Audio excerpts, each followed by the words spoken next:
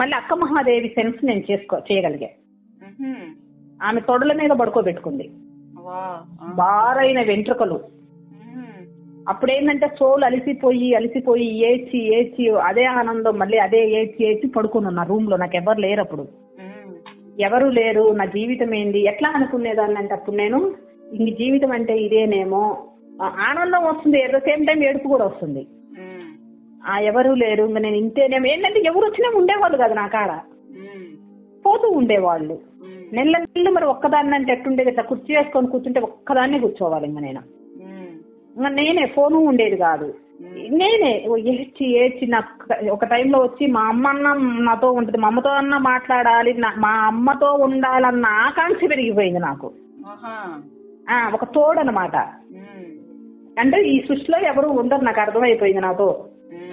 నేను ఇట్లా ఒంటరిగా ఉండాల్సిందే, అడుగులకు పోవాల్సిందే, నా జీవితం ఇదే. కానీ నా సోల్ లోపలేంది నచ్చటల్లా, అది ఇలాగే ఉండాల్సిందని అర్థమవుతుంది. మళ్ళీ కనీసం మా అమ్మతో ఉండాలి. ఆ రూమ్ ఏంది, ఆ రూమ్ పోనిచ్చేది కాదు, రూమ్ అని కాదు, నా స్థితి పోనిచ్చేది కాదు. ఆడ ఎంత పోదామన్నా ప్రయత్నిస్తున్నా పోలేకపోయేదాన్ని నేను బయటికి, ఇంటికి కూడా పోలేకపోయేదాన్ని. ఇంకొక రోజు ఏడ్చి అలిసి పడుకొని, ఏంటంటే ఒక స్థితి అక్క. ఇప్పుడు రెగ్యులర్ గా తిండి తిని ఫ్రెండ్స్ తో మాట్లాడి చదువుకుంటున్న స్థితి నుండి తిండి లేదు, తిప్పలు లేదు, దొరికిన టైంకి కాఫీ లేకపోతే అది కూడా లేని ఒక స్థితిలోకి వెళ్ళిపోయా నేను. డబ్బులు లేవు, ఇవన్నీ వెళ్ళిపోయినప్పుడు ఏడ్చుకుంటూ ఒకసారి ఏడ్చుకుంటూ శ్రీశైలం పోయి వచ్చిన తర్వాత నాకు అనిపించలే. ఏడ్చుకుంటూ అలా ఉండిపోయిన తరుణంలో చెప్పాక నా ఏటీఎంలో డబ్బులు లేకపోతే, నాకు ఏటీఎం చూస్తే డబ్బులు పడ్డాయి నా దాంట్లో. ఎవడేసిందో నాకు ఇప్పుడు కూడా తెలియదు. 10,000, ఒకసారి 2,000, ఒకసారి 5,000 పడ్డాయి. నేను ఎవరేసిందో టెస్ట్ ఇది కూడా చేయరా, మా వర్షం చూడమన్నా, ఎవడేసిందో కొద్దిగా చూడంటే ఏమి అర్థమై సాగట్లేదు అసలు, దాంట్లో కనపడతా అన్నది అమ్మాయి. నా ఏటీఎం వాడకప్పుడు చాలా రోజులు అవుతుంది, అది పాడైపోయింది. నా కార్డు పాడైపోయిన కార్డు పెట్టినా కానీ పని చేస్తుంది. 0 అకౌంట్ బ్యాలెన్స్ 10,000కి వచ్చింది నాకు. శ్రీశైలం పోవాలి అప్పుడు నేను. ఆ టైంకి ఎవరు లేరు, వాళ్ళు బయట ఉన్న రూముల్లో నాకు కోటానికి కూడా ఎవరు లేరు మళ్ళీ. కానీ ఆ టైం మా ఫ్రెండ్ ఉష ఫోన్ చేసి కృష్ణ శ్రీశైలం పోదామనే అడిగింది. సర్లే మన వాడు బయలుదేరలేదు, ఇటు బయలుదేరుతామని పోయినా. అట్లా వెళ్ళి శ్రీశైలం పోయి రూమ్ తీసుకొని ఉండి ఏదో తిరిగినమాట 2-3 రోజులు అట్లా.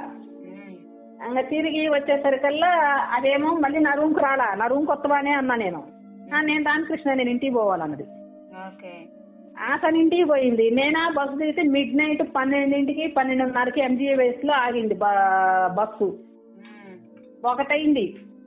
ఆ 1 ఏముంటాయి అసలు అంటే నమ్మే ఇది లేదు కదక్క. ఒక మొండిదారులాగా నిలబడి ఏదో ఆటో, అందరూ మగపిల్లలు ఎక్కారు, నేను ఎక్కా చక్రపల్లని. చూడండి, ఎక్కి ఆడ దిగిపోతుంటే రోడ్డు మీద ఆ ఇల్లేని బూతు బంగ్లానే, కింద ఎవడు లేడు. డోర్ తీసుకొని లైట్లు లేవు. ఆ చీకట్లో మీకు చూపిస్తా ఇప్పుడు హైదరాబాద్ పోయినప్పుడు ఆ బూత్ బంగ్లా. ఇప్పుడు కూడా మెట్లు ఎక్కుకుంటా నార్మల్ అయితే గుండె చెప్పరాడ. మధ్యలో డూప్లెక్స్ ఉంటుంది. ఆ డూప్లెక్స్ లో కూడా పావురాళ్ళు కొంగలు ఉంటాయి, ఎవడు ఉండడు, వాళ్ళ సామాన్లు ఉంటాయి. ఆడ దాటి మళ్ళీ లోపలికి వెళ్ళి పోయి పడుకుంటే అదొక ఇద్దక్క. పడుకొని అట్టు ఉండి తర్వాత కొన్ని రోజులు, ఒక రోజు బాగా ఏడ్చానక్క. ఏడ్చి నాకు మా అమ్మ దగ్గర కన్నా పోవాలని ఉంది. ఇవన్నీ కాదు, నాకు ఎన్ని తెలుస్తుంది, అయినా కానీ నాకు ఇవన్నీ కాదు. పీరియడ్స్ కొట్టుడు, నాకు పీరియడ్స్ అవుతూ ఉండేవి. 3 నెలలు కంటిన్యూగా పీరియడ్సే. ఇంకా ఏడుస్తూ ఉన్నప్పుడు అక్క మహాదేవి వచ్చి తొడ మీద పడుకోబెట్టుకుని, ఆ లాంగ్ హెయిర్ అనమాట, ఇట్లా నిమిరింది అక్క. తల ఇట్లా నిమిరి ఇట్లా అన్నది నా బాడీ అంతా. వెంటనే షిఫ్ట్ అయ్యా నేను అక్కడ. ఆ ఏడుపు అనేది ఆగిపోయింది నాకు. ఇవి నాకు అనుభవాలు ఉన్నాయి అక్క. ఇవే కాదు, దీప అగరత్తుల అనుభవాలు, రూమ్ లోకి వేరే వాళ్ళు రావడం, ఇవన్నీ ఉన్నాయి నాకు. వాసనలు కాకపోతే ఇవి పట్టించుకునేదాన్ని కాదు, ఎందుకంటే నా ఆత్మానందే పట్టించుకునేదాన్ని. నాలో అని తీసుకునేదాన్ని. అప్పుడన్నా ఎంత మంది కనపడ్డా నాకు వేస్ట్, మీరు ఎన్ని చేసినా నాకు వేస్ట్.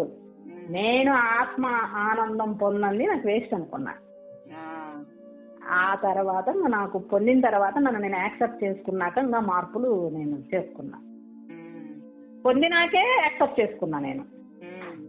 యాక్సెప్టెన్సీ వచ్చింది నాకు.